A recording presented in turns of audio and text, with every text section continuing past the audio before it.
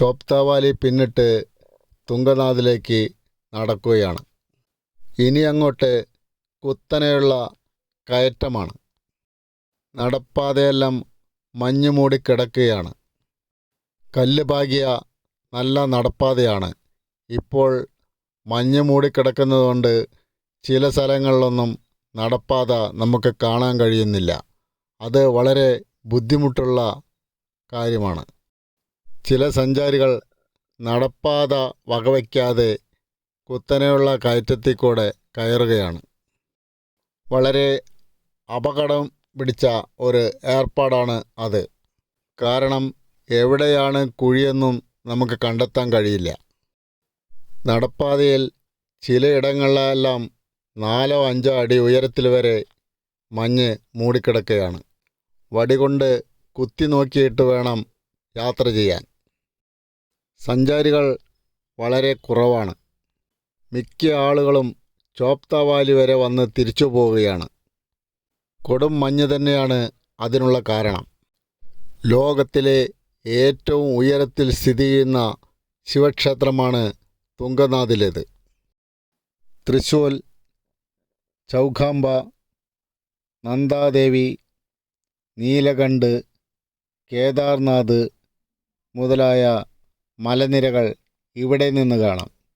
മിക്കതും കൊടുമുടികളാണ്. എല്ലാം മനോഹരമായ ദൃശ്യങ്ങൾ.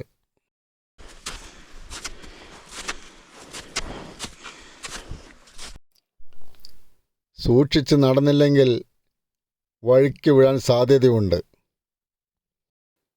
ഉപ്പുറ്റി നിലത്ത് ഊന്നിയാണ് യാത്ര. സാധാരണ നടക്കുന്നത് പോലെ നടന്നാൽ തെന്നി വീഴാൻ സാധ്യത വളരെ കൂടുതലാണ്.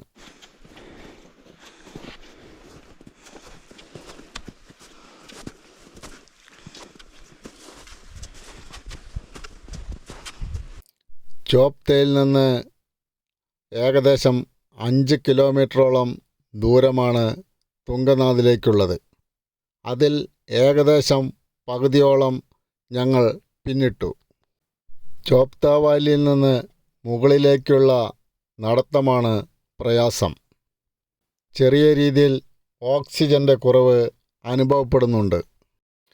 മുകളിൽ നിന്ന് വരുന്നവർക്ക് വഴി മാറിക്കൊടുക്കുന്നതാണ് ഉത്തമം. ഇറക്കത്തിൽ തെന്നിയാണ് താഴേക്ക് വരിക.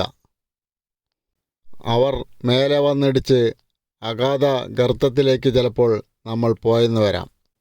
ചിലർ മഞ്ഞില്ലാത്ത സ്ഥലത്തുകൂടി ഇറങ്ങിയും പോകുന്നുണ്ട്. ഒരു നായയും ഞങ്ങളുടെ കൂടെ സഞ്ചരിക്കുന്നുണ്ട്. കുറച്ച് ബിസ്ക്കറ്റ് തുണ്ടുകൾ കൊടുത്തതിൻ്റെ നന്ദി മൂലമായിരിക്കാം അത്. വഴിയിൽ വെച്ച് ഒരു വിദേശ വനിത അവനോട് സ്നേഹപ്രകടനങ്ങൾ കാണിച്ചു. വളരെ സ്നേഹമുള്ള നായയാണ്.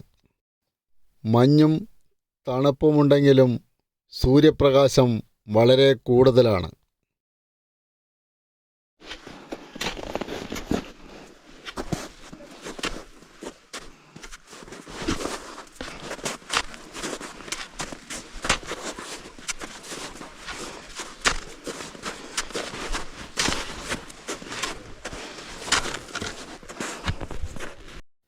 ഏറ്റവും മുന്നിൽ നായയും അതിന് പിന്നാലെ ശംഭുവും ആ ക്രമത്തിലാണ് ഞങ്ങൾ നടന്നുകൊണ്ടിരിക്കുന്നത്. വളരെ സാവധാനത്തിലാണ് നടക്കുന്നത്. അങ്ങനെ കഴിയുന്നുള്ളൂ. മഞ്ഞും തണുപ്പും കൂടുതലാണെങ്കിലും വെയിലിൻ്റെ ശക്തി കൊണ്ടാകാം വെള്ളം ദാഹം വളരെ കൂടുതലാണ്. ഞങ്ങളുടെ കയ്യിലുള്ള വെള്ളമെല്ലാം തീർന്നു കഴിഞ്ഞു. ഇടയ്ക്കെല്ലാം തൊണ്ട വരളുന്ന പ്രതീതിയാണ്. കൈവരിയുടെ വലതുഭാഗത്ത് 8 അടിയോളം വീതിയുള്ള വഴിയാണ്. പക്ഷേ അതെല്ലാം മഞ്ഞ് വന്ന് മൂടിയിരിക്കുന്നു. പുറംകാഴ്ചകൾ വളരെ മനോഹരമാണ്. ഹിമാലയത്തിൻ്റെ അത്യുഗ്രം കാഴ്ച. ഇത്തരം സന്ദർഭങ്ങളിൽ സൺഗ്ലാസ് ധരിക്കേണ്ടത് ഉത്തമമാണ്. കണ്ണഞ്ചിപ്പിക്കുന്ന സൂര്യപ്രകാശമാണ് ഇപ്പോൾ. പഞ്ചകേദാരങ്ങളിൽ ഒന്നാണ് തുംഗനാഥ് ക്ഷേത്രം. നവംബർ മുതൽ ഏപ്രിൽ അവസാനം വരെ ക്ഷേത്രം അടച്ചിടും. ഈ സമയം ഇവിടത്തെ പൂജാകർമ്മങ്ങൾ മുക്കുമത്തിലേക്ക് മാറ്റിയിരിക്കും. സാക്ഷാൽ പരമശിവൻ്റെ കാളരൂപത്തിൽ നിന്നുള്ള കൈകളാണ് ഇവിടത്തെ പ്രതിഷ്ഠ. കേദാർനാഥ്, രുദ്രനാഥ്, തുംഗനാഥ്, മധ്യമഹേശ്വർ, കൽപേശ്വർ എന്നിവയാണ് പഞ്ചകേദാരങ്ങൾ. കയറ്റം കഴിഞ്ഞ് മുകളിലെത്താറാകുമ്പോൾ കുറച്ച് വിശ്രമ കേന്ദ്രങ്ങളുണ്ട്. അതെല്ലാം മഞ്ഞ് മൂടിക്കിടക്കുകയാണ്. മുകളിൽ ഏകദേശം മഞ്ഞ് വന്ന് പരന്നു കിടക്കുകയാണ്. എവിടെയാണ് വഴിയെന്നും എവിടെയാണ് കുഴിയെന്നും അറിയാൻ പറ്റാത്ത ഒരു അവസ്ഥ.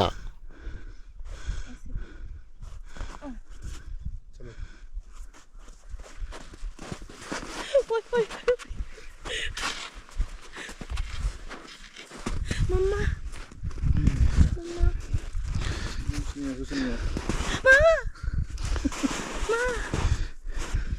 Ja, du står där upp. Mamma, വളരെ അപകടം പിടിച്ച വഴിയാണ്. കൈവരികൾ ഇല്ലാത്ത സ്ഥലങ്ങളിലാണ് കൂടുതൽ ബുദ്ധിമുട്ട്.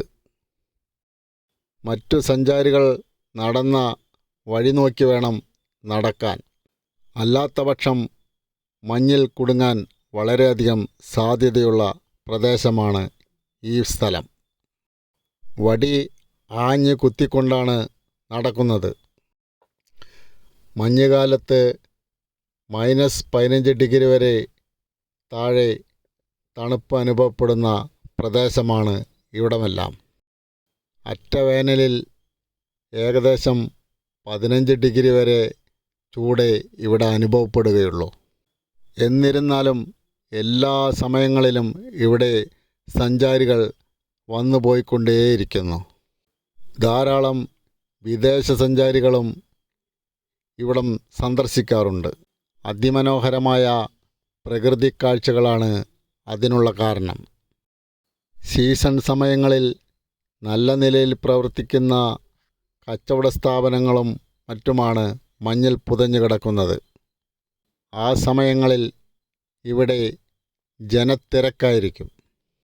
പൂജാസാധനങ്ങൾ വിൽക്കുന്ന കടകളും ഭക്ഷണ സാധനങ്ങൾ വിൽക്കുന്ന സ്ഥലങ്ങളും താമസ സൗകര്യങ്ങളും എല്ലാം ആ സമയത്ത് മാത്രമേ ഇവിടെ ഉണ്ടാകുകയുള്ളൂ.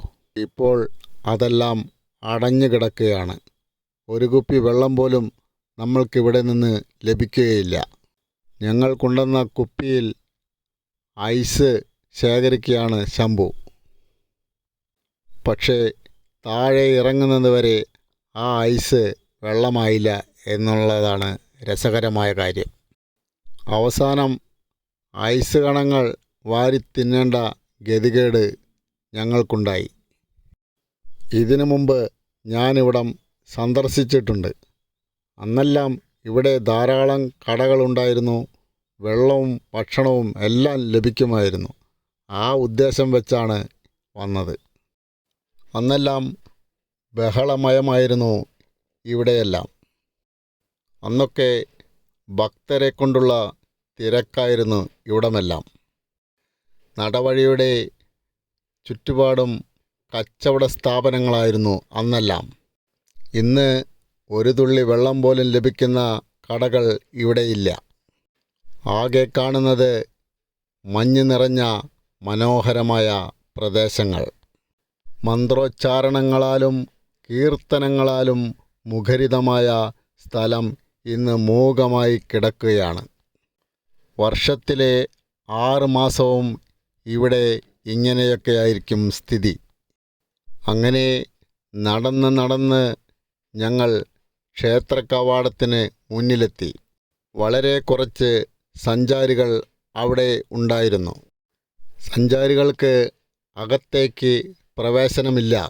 അതിനുള്ള ബോർഡ് അവിടെ തൂക്കി വച്ചിട്ടുണ്ട്. അവസാനം വരെ ഈ സുഹൃത്തും ഞങ്ങളോടൊപ്പം ഉണ്ടായിരുന്നു. അങ്ങകലെ കാണുന്നത് ചന്ദ്രശിലയിലേക്കുള്ള യാത്രാപഥമാണ്. ഇവിടെ നിന്ന് ഏകദേശം 1.5 കിലോമീറ്ററോളം ദൂരമുണ്ട് ചന്ദ്രശിലയിലേക്ക്. ഇവിടെ നിന്ന് 1000 അടി ഉയരത്തിലാണ് അത്. ഇപ്പോൾ സമയം വൈകിട്ട് 4:30 ഈ കാലാവസ്ഥയിൽ അങ്ങോട്ടേക്ക് 1.5 മണിക്കൂറെങ്കിലും സമയമെടുക്കും. അങ്ങനെയാകുമ്പോൾ ചന്ദ്രശിലയിലെത്താൻ ഏകദേശം 6 മണിയോളമാകും. മനോഹരമായ സൂര്യാസ്തമയം അവിടെ നിന്ന് കാണാം. പക്ഷേ തിരിച്ച് ഞങ്ങൾക്ക് ചോപ്തയിലെത്തേണ്ടതുണ്ട്. രാത്രിയിലെ മഞ്ഞിലൂടെയുള്ള സഞ്ചാരം വളരെ ദുർഘടമായിരിക്കും. അതുകൊണ്ട് ഞങ്ങളുടെ യാത്ര ഇവിടെ അവസാനിപ്പിച്ചിരിക്കുന്നു. ഓം നമഃ ശിവായ.